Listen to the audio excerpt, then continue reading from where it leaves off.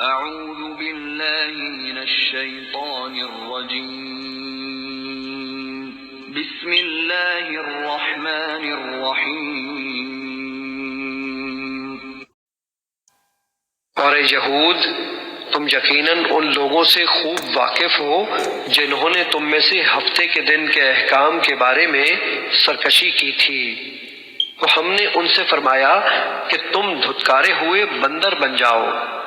پس ہم نے اس واقعے کو اس زمانے اور اس کے بعد والے لوگوں کے لیے باعث عبرت اور پرہیزگاروں کے لیے موجب نصیحت بنا دیا۔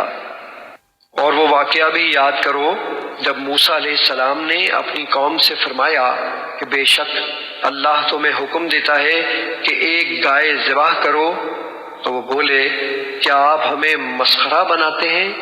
موسیٰ علیہ السلام نے فرمایا اللہ کی پناہ مانگتا ہوں اس سے کہ میں جاہلوں میں سے ہو جاؤں۔ تب انہوں نے کہا آپ ہمارے لیے اپنے رب سے دعا کریں کہ وہ ہم پر واضح کر دے کہ وہ گائے کیسی ہو۔ موسیٰ علیہ السلام نے کہا بے شک وہ فرماتا ہے کہ وہ گائے نہ تو بوڑھی ہو اور نہ بالکل کم عمر اوسر، بلکہ درمیانی عمر کی راس ہو۔ بس اب تعمیل کرو جس کا تمہیں حکم دیا گیا ہے۔ وہ پھر بولے اپنے رب سے ہمارے حق میں دعا کرے وہ ہمارے لیے واضح کر دے کہ اس کا رنگ کیسا ہو۔ موسیٰ علیہ السلام نے کہا وہ فرماتا ہے کہ وہ گائے زرد رنگ کی ہو، اس کی رنگت خوب گہری ہو، ایسی جاذب نظر ہو کہ دیکھنے والوں کو بہت بھلی لگے۔ اب انہوں نے کہا آپ ہمارے لیے اپنے رب سے درخواست کیجئے کہ وہ ہم پر واضح فرما دے کہ وہ کون سی گائے ہے، کیونکہ ہم پر گائے مشتبہ ہو گئی ہے، اور یقیناً اگر اللہ نے چاہا تو ہم ضرور ہدایت یافتہ ہو جائیں گے۔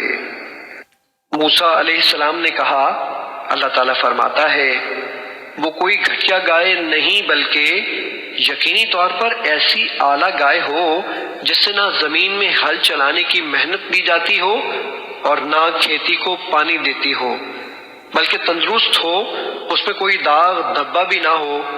انہوں نے کہا اب آپ ٹھیک بات لائے ہیں۔ پھر انہوں نے اس کو ذبح کیا، حالانکہ وہ ذبح کرتے معلوم نہ ہوتے تھے۔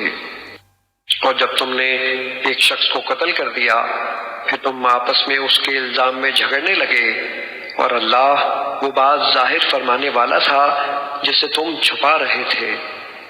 پھر ہم نے حکم دیا کہ اس مردہ پر اس گائے کا ایک ٹکڑا مارو۔